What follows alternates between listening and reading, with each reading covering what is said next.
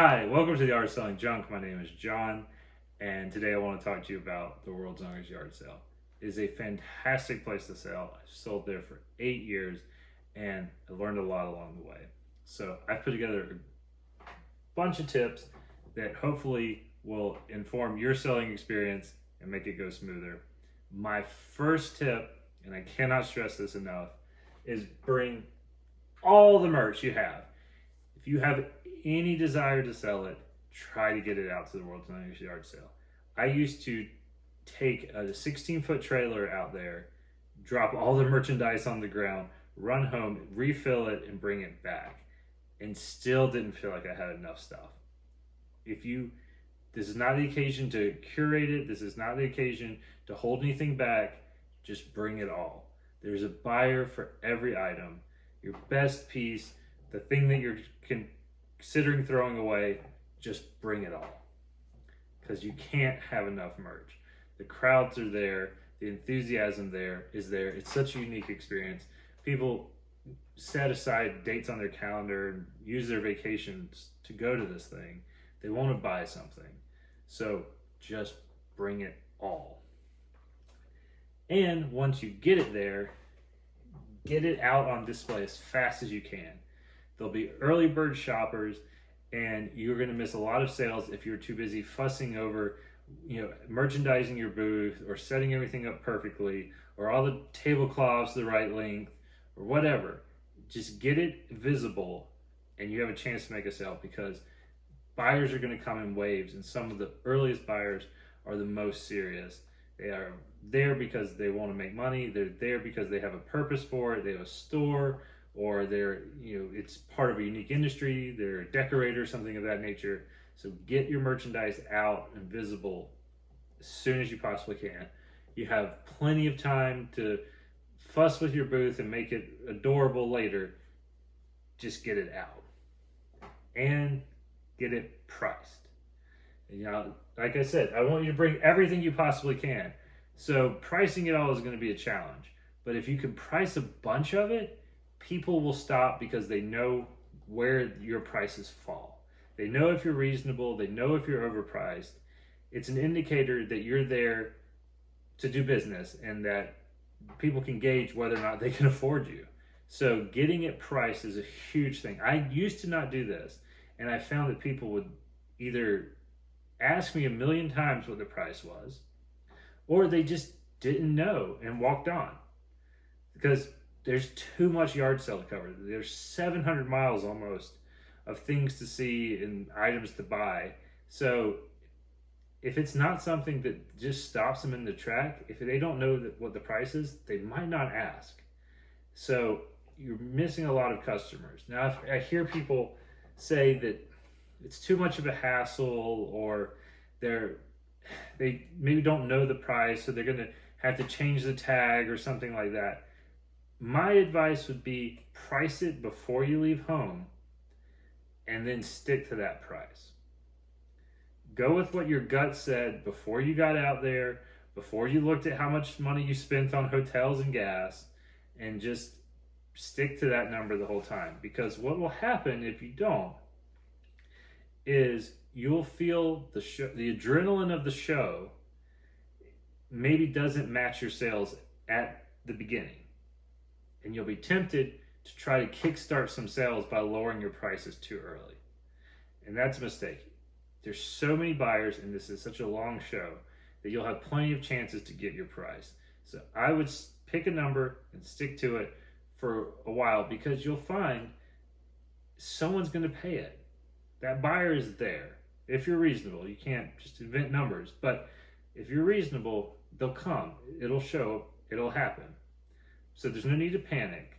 So that's why I really insist on pricing things. It is useful to your buyer, but psychologically it helps you keep your bearings and retain the framework that you need, so you don't just start fire selling things when you shouldn't. I want you to bring everything. I definitely want you to bring your smalls. Bring everything that is the size of a baseball, size of a basketball, something that can fit in someone's sedan. Everyone has a glove box. Not everyone has a truck that they can bring a king size bed home in. So your tiny items rule the day. If you're going to bring something big, pack it full of tiny items. I used to bring the biggest, most expensive thing I could, and that tended to be a nice old piece of furniture. And I could sell it out there. But I learned that if I didn't do that and just brought trinkets, small things, door hardware, car badges, marbles, I made more money. So this is about profit density. This is about having as much merchandise as you can per cubic foot of space, be it in your trailer or be it in your booth. And I find that everyone wants to buy something, but logistically they've come too far, they've seen too many sales, they're out of space to buy something big. So I would stay away from something big unless it's really special and unless you can use all the negative space inside it for your smalls. The sale is long, the weather changes, it's kind of an unpredictable thing. So I would just make sure that you are prepared with your supplies. And that, to me, the most important ones are your change, your bags, your tents, and your tables. No one is going to bring a bag. 1% of the people are going to have their own bag. And they're all going to ask for one. So have a bunch of bags. They're also going to need change. This is a cash business. Venmo, Cash App, all that is just going to slow you down. That's if you can even get reception out there. So make sure you have tons of small bills to make change. And never neglect your tents and tables. All this merchandise that you bring needs to be off the ground, so you're going to need more tables than you anticipate. You're also going to need really good tents, because over a course of a week in the summer, you're going to see a thunderstorm or showers or something of that nature. So being weatherproof is really important. These are things I've tried to do this on the fly and neglected some of these things, and it's a total hassle. I have forgotten a change of shorts one time and wore the same pair of shorts for 7 days. But I had great tents and tables that year. This is where your priorities need to be. If you can, do it with someone else. It's more fun. There's great camaraderie. There's a lot of downtime when people are eating lunch and the booth is a little slow, and it's a great time to build your friendship. It's also really helpful to have a partner when things are busy, and they will get crazy busy. So having someone else to take over the booth, someone to watch your six, so to speak, is really valuable. I've done it with a partner. I've done it without a partner.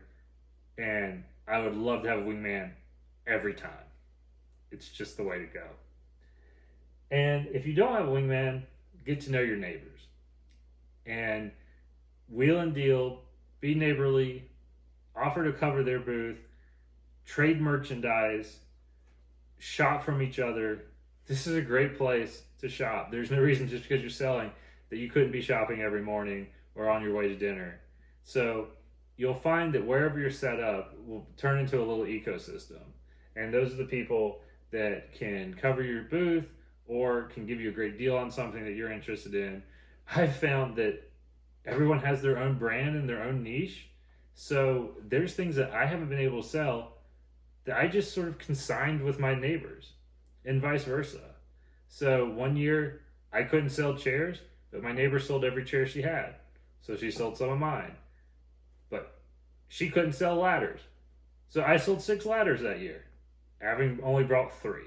It's a unique situation where you can really get to know each other and help each other out. And I wouldn't shy away from that. I think sometimes people are a little apprehensive about other dealers and they feel like they don't want anyone to take advantage of them, or sometimes it just makes people standoffish. By the end of the show, everyone will be close friends if you're willing to put yourself out there and be neighborly. And finally, my tip is do not have high hopes for Sunday. Sunday is the last day of the show, and it's the sales are slower, the crowd's slower. It just starts with less intensity and kind of just drags on without the same fire as the other days. So I would just use that, keep that in mind, and use it as an opportunity to make some sales, move some merchandise, offer some discounts, get back your gas money and your rent. But I would not expect a banner day of sales. That being said, there's people that have come into it with the right mindset, that they're just there to move a lot of merchandise, and they're willing to deal with people. They're willing to haggle and take offers, and they move a ton of goods, and they have a great day of sales. But it will be your more frustrating day. So just expect that, and you won't be disappointed. So these are my tips. If you're selling, keep them in mind. They will make the process easier. You'll have a much better sale if you cover all these. And if you're a veteran seller that has done this and have something to add, leave it in the comment section. And if this is your sort of cup of tea with regards to the junk business, please consider subscribing. And we will see you at the World's Longest Yard Sale and in the next video.